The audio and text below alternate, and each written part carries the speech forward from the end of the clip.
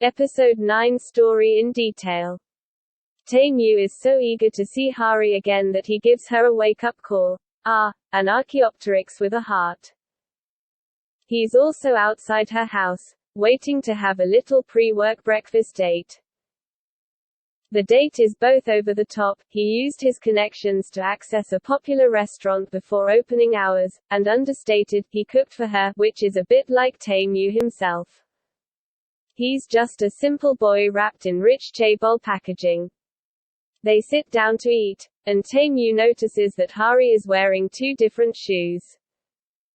Considering a large portion of her morning routine was dedicated to skincare, gotta make sure we see that PPL packaging, it's understandable that she rushed through dressing herself. Tae-Mew finds her mismatched footwear absolutely adorable, and he teases her, which makes Hari blush.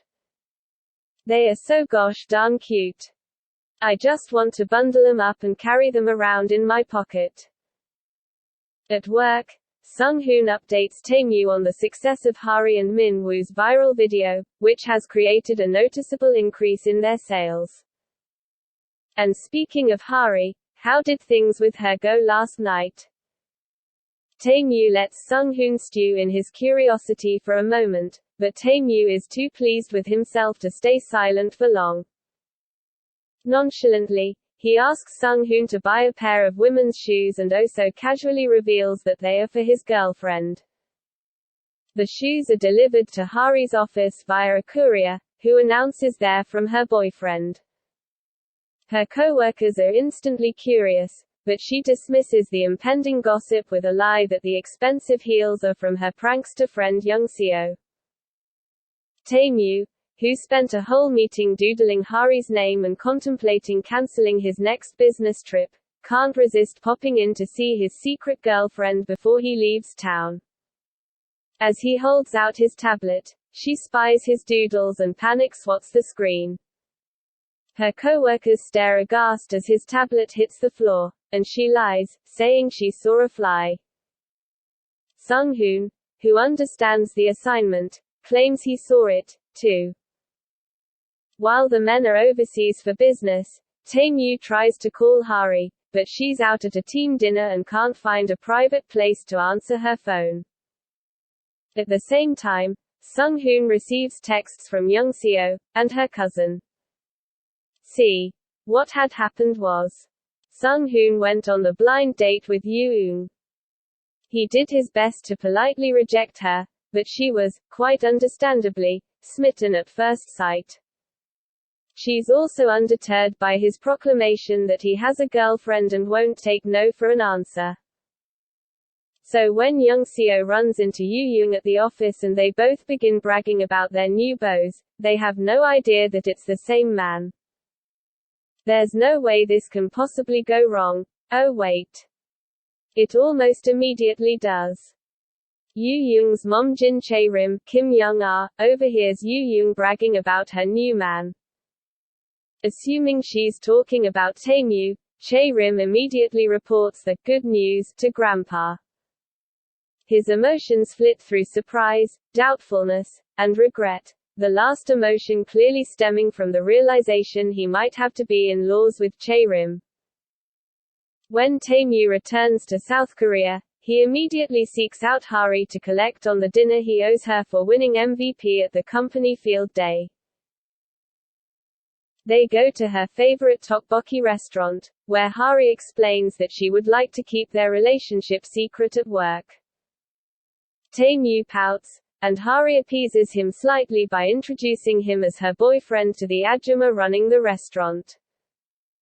Ajumma is so excited that she offers to give them some free sundae, which upsets the nearby high school girls who want the same offer. Tae-Mew is riding high from hearing Hari openly call him her boyfriend, so he offers to pay for everyone's meals. But after he and Hari move the date to the neighborhood playground, he admits he's surprised that teenage girls could eat so much. Oh. Tae-Mew, when the food is free, there's always a way. Hari admits that she wishes she had the confidence to be more public with their relationship, and Tae-Mew rewards her confession with a kiss. While Hari and Tae-Moo smooch, Yoo-young shows up at Sung-hoon's apartment. She's drunk as a skunk, and like a skunk's stench, she wants to linger. He can't get rid of her before young Seo arrives, so he lies that the person banging around in his apartment is Tae-Moo. No. Sung-hoon. You're supposed to be the rational one. The next day, Yoo-young is so upset by her recent drunken escapades and subsequent rejection that she asks young Seo for advice, and young Seo realizes her cousin's story sounds similar to her own love story. A sense of camaraderie prompts her to root for her cousin, and, oh, the dramatic irony, encourage Yoo-young to pursue her crush. Feeling confident after her pep talk with young Seo, Yoo-young shows up at Go Food to apologize and publicly declare her affection for Sung-hoon. Grandpa overhears the confession, and he's not happy. Grandpa waves his cane and chases Tae-Moo around the company lobby, not giving one flick that he's publicly undermining his grandson's image and authority in front of the employees. He's still fuming as they ride the elevator up to Tae-Moo's office, but his ire is interrupted by more pressing matters, another pending crap attack. Grandpa gets off on the earliest floor possible, but when he enters the men's restroom, he finds a woman's shoe on the floor. Rewind to a few minutes earlier. Kevin slips up and reveals that he's secretly dating Yoo-ju. He has a bit of a meltdown, and Yoo-ju chases him into the men's restroom. Hari hears Grandpa's familiar voice in the distance and tries to warn her coworkers, but in a series of comedic mishaps, Hari loses her shoe, misses her window to escape unseen by Grandpa, and hides in one of the stalls. Tae-Moo and Sung-hoon recognize the shoe and try to encourage Grandpa to leave, but Grandpa's grumbling bowels are making him grumpy. He refuses to be the one to vacate when the still as yet unidentified female employee is the one who doesn't belong. Hari finds the courage to exit, but Grandpa recognizes her name on her employee ID. She's forced to write him a formal apology, explaining, lying that she accidentally walked into the men's room while looking at her phone. Her co-workers try to cheer her up, and thank her for covering for them, with dinner. She'd rather wallow in her shame in private, but Tae-Moo appears with a perfectly timed elevator reveal and invites himself along. Tae-Moo is oblivious to his subordinate's awkwardness over dinner, so Kim Hae-ji, Yoon Sang-young, suggests the ultimate icebreaker, alcohol. Hari tries to discourage them from drinking, but Tae-Moo admits he likes bomb shots. And that's everyone's cue to relax. While Kevin reveals he's the Jimin of mixology, young Seo gives Yoo-young another passenger seat pep talk. It doesn't go well, and a mopey Yoo-young tags along on young Seo's date with Sung-hoon.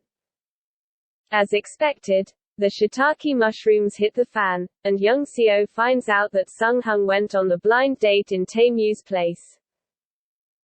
She gives him a stern dressing down and storms out of the restaurant, but her parting words, that Sung-hoon is a loyal servant of Tae-Moo's family, have a particularly awful sting. Back at the restaurant, Hari and Tae-Moo have a private moment in a stairwell, where she confesses that she's upset Grandpa doesn't like her. She wants the person her boyfriend loves the most to love her, too, and her words make Tae-Moo's heart go pitter-patter.